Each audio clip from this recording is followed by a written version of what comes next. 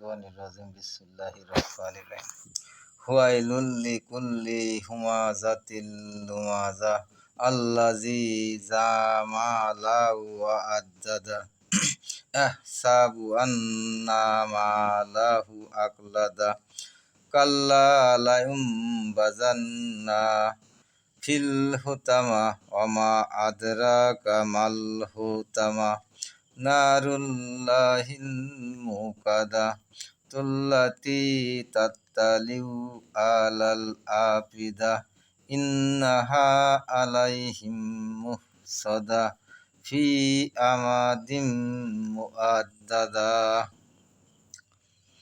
ধ্বংস এমন প্রতিটি লোকের জন্য যারা যে সামনাসামনি ধিক্কার দেয় ও পিছনে নিন্দা করে বেড়ায়, যে মাল জমা করেছে ও গুনে গুনে রেখেছে, মনে করে যে তার মাল সবসময় তার সাথে থাকবে।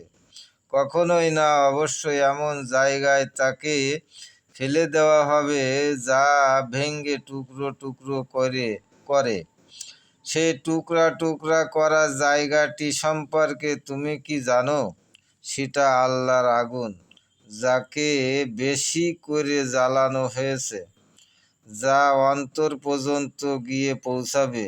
নিশ্চয়ই এই আগুনকে তাদের উপর ঢাকনা দিয়ে বন্ধ করে দেওয়া হবে। এই অবস্থায় তারা উঁচু উঁচু থামে ঘেরাওয়া হয়ে থাকবে। একথার আরও একটা অর্থ হতে পারে, সে মনে করে যে তার ধন রত্না তাকে চিরদিন বাঁচিয়ে রাখতে পারবে। তার মনে কখনো একথা আসে না যে তাকে একদিন এসব ফেলে দুনিয়া থেকে খালি হাতে চলে যেতে হবে। এর কয়েক রকম অর্থ হতে পারে। দোজখের দরজা বন্ধ করে উঁচু উঁচু খুঁটি গেড়ে দেওয়া হবে, যাতে দরজা না খোলে। এসব অপরাধী উঁচু উঁচু খুঁটিতে বাঁধা অবস্থায় দোজখের আযাব ভোগ করতে থাকবে।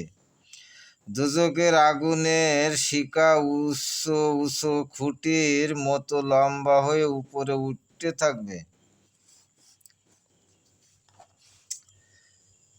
এরপর সূরা হুমাযাতে বলা সমাজের নেতা ও ধনী লোকদের স্বার্থপরতা ও পরনিন্দা, মাল দৌলতের লোভ এবং ধন সম্পদকে